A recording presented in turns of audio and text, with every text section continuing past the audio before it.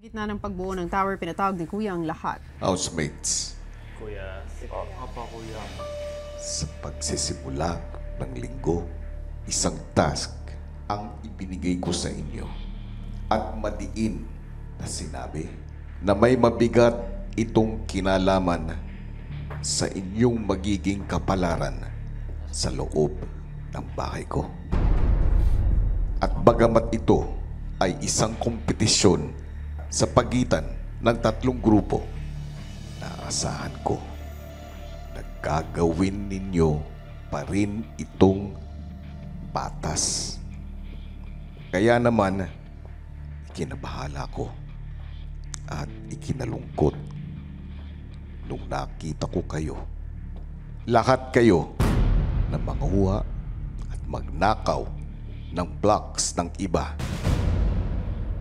Kailanman ay hindi ako sang-ayon sa ganitong klaseng paraan upang makalamang o manalo.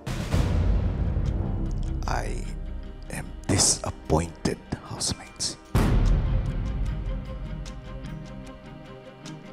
Hinamon ko kayo sa pamamagitan ng isang kompetisyon para masubukan ang inyong sariling abilidad, pagkamalikhain at samahan.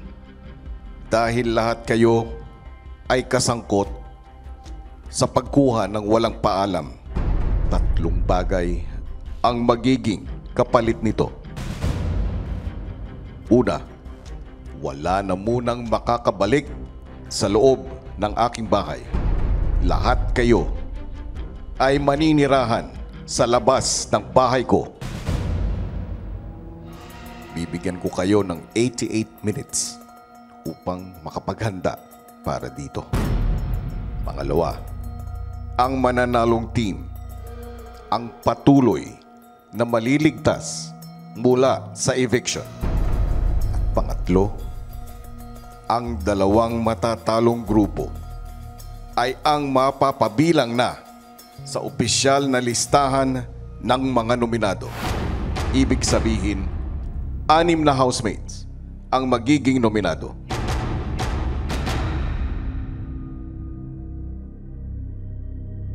Malinaw ba, housemates? Opo, kuya. Makakalabas na kayo ng confession room. Paglabas ng confession room, agad ng empake ang lahat.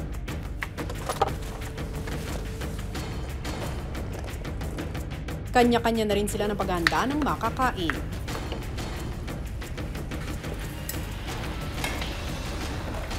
Matapos ang itinakdang oras, pumwesto na sa labas ng bahay ang bawat grupo. Walang sagot doon sa tanong na yun.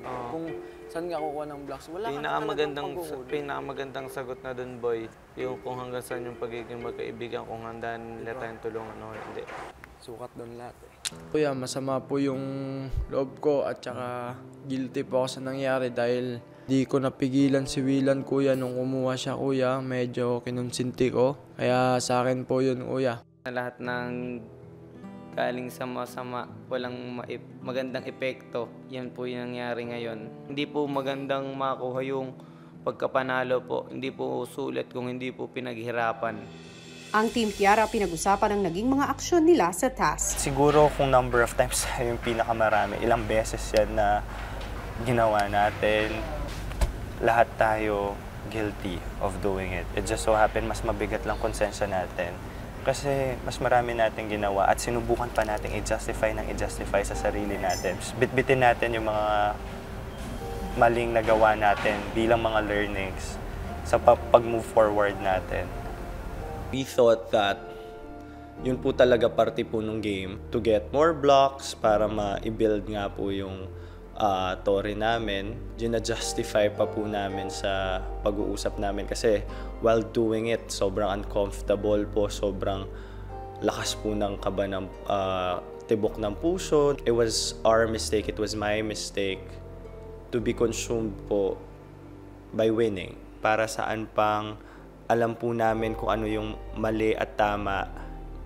Disappointed po sobra sa sarili. Hindi naging maganda ang resulta ng gantihan, ano? Yes, naging domino effect, kuya eh. na akala namin nagawan kaming masama, gumawa kami ng masama, ginawa ng masama. Parang we became the people that we hated. For what we did, we obviously can't win. Kasi nagnakot tayo. We said sorry, but we still did it. I'm ashamed. And as a leader, I should have stopped it. And it's mine. And I'm sorry. Because I did it. I let it happen. It's my mistake. Dapat ako yun, kuya. Dapat ako yung nag-isip na una pa lang, hindi talaga tama yun.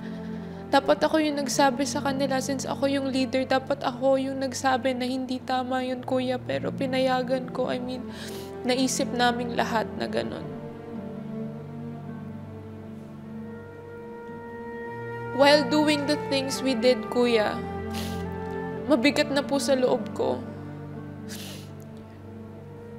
Pero sinabi ko sa sarili ko, na laro lang yun. Yun pala tama yung nararamdaman ko, kuya, na hindi talaga siya tama gawin. Ang mga pagdanakaw, Opo.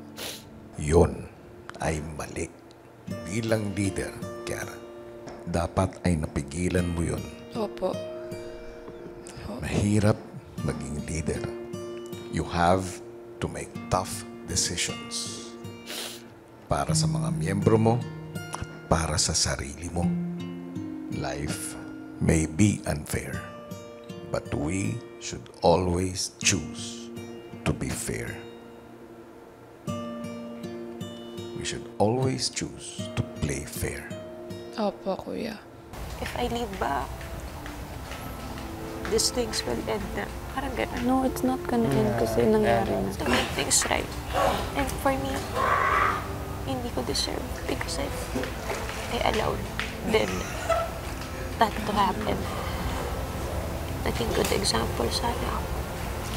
Sabi mo nga, we all make mistakes.